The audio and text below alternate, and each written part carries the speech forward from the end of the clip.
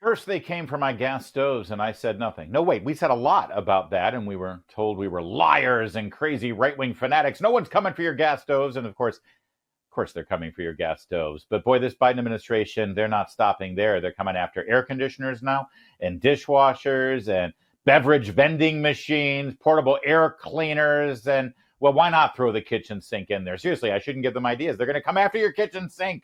So, what's this all about? Well, it's about the totalitarian left knowing what's best for you. And it's all under the guise of health or the environment or safety, but it's all the same common denominator. They hate our economy, they hate our progress, they hate convenience, and they want to destroy it. Daniel Turner is joining us right now.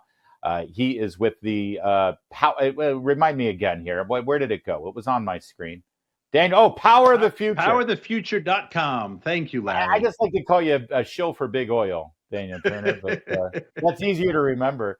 I'm not overstating the case. They really are going for all these things, and they keep changing the reason, but it all comes down to one thing. They hate progress and they hate innovation. Yeah, and they hate fossil fuels without a doubt. The odd thing about all of these mandates coming out of the White House, for starters, Gina McCarthy was on the record about 2 years ago saying this was happening, and she was bragging about the hundreds of regulations that were going to hit appliances. So here we are.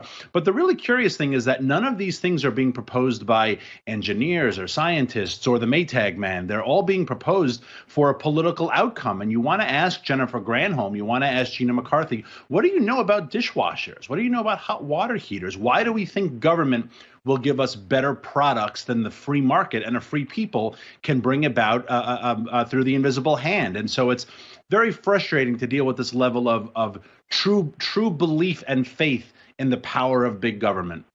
You know, and if you think about it, if a manufacturer comes out with a more efficient dishwasher or a more efficient hot water heater that's going to heat your water and save you energy, you're probably going to buy it if you can afford it and if that's a priority for you. Otherwise, you should have the choice to buy something else. But if there's a demand for it in the market, I would think that manufacturer would do very well.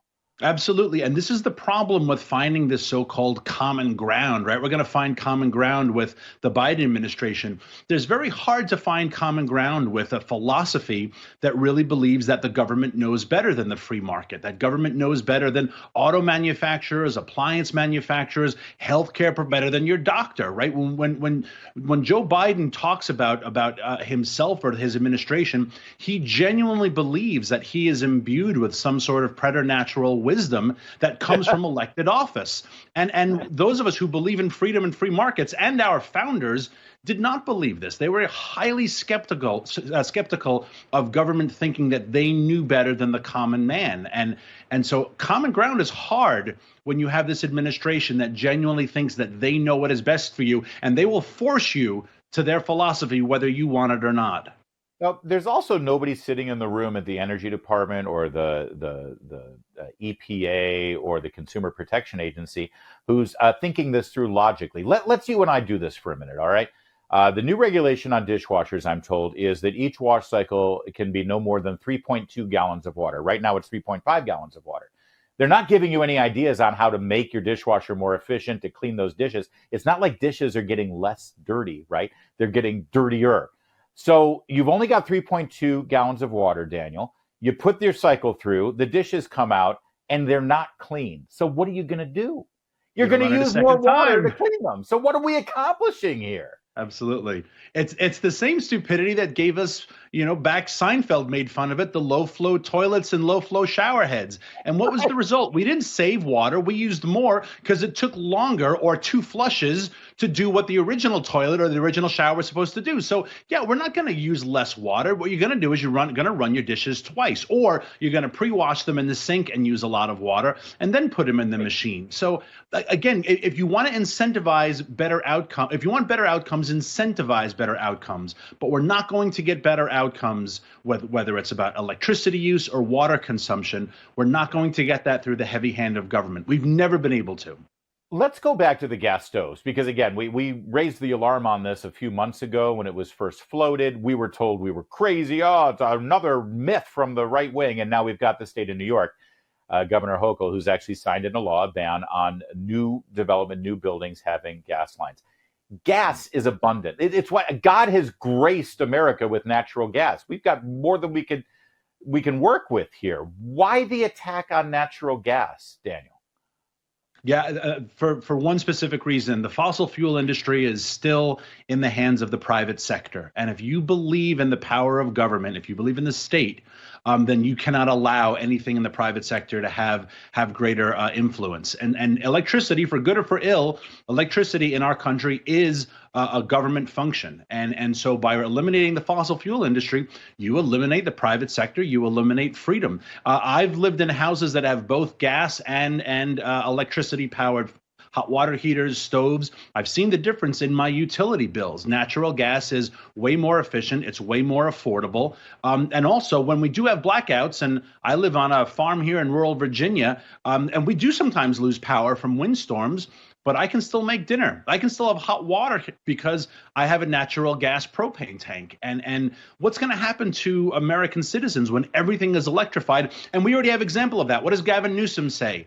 Especially when there are wildfires. Hey, don't use electricity to charge your cars. Well, if I'm trying to escape, that doesn't do me much good, right? But that doesn't happen if you have a gas-powered car. So as we electrify everything, we're putting a lot more confidence in the government. And boy, if you've seen the way our government operates, that should make you very uncomfortable. The good news here is this can be reversed pretty quickly. If I remember right, under the Trump administration, they had a rule within the EPA that for every new regulation, they do away with 3 or something like that. And they did turn the corner rather rapidly. Will there be the political will for whoever the next president is, if it's a Republican, to reverse these in a robust way? Can it be done?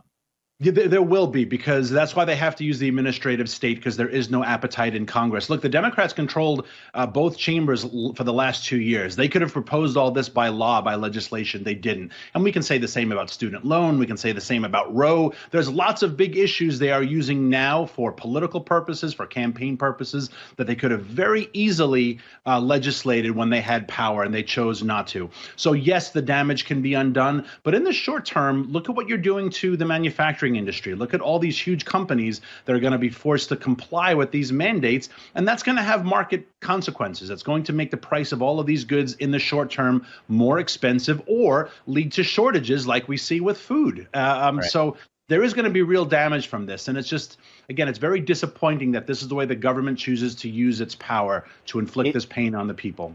It sounds like you're telling me that this is AOC's and Bernie Sanders and Greta Thunberg's Green New Deal, that they're basically pushing through the administration, the executive branch, without actually taking a vote in Congress. Absolutely. And that's why the part of the Green New Deal they did actually legislate, they had to call the Inflation Reduction Act. And then after it was signed, they tell you it was a climate bill. Well, why didn't you call it a climate change bill, right? Because they know there's no appetite for it. The American people don't want this. We've seen the way it's failed in Europe. We've seen the way it's failed in states like California. Americans like their freedom, and they like the reliability of and the affordability of abundant domestic fossil fuels. And we don't want to give them up anytime soon. The same way we don't want to give up our freedoms on guns, the same way they want to give up our freedoms on lots of issues.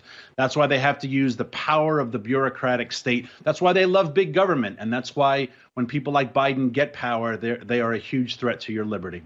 By the way, I don't think they've changed the dishwashers in the White House. They haven't switched the beast over, the presidential limousine, over to being an electric car. It's always us. We have to be the guinea pigs. Yeah. Daniel Turner, Power of the Future. Always good talking with you. There's more to come on O'Connor Tonight. Keep it here. It's Salem News Channel.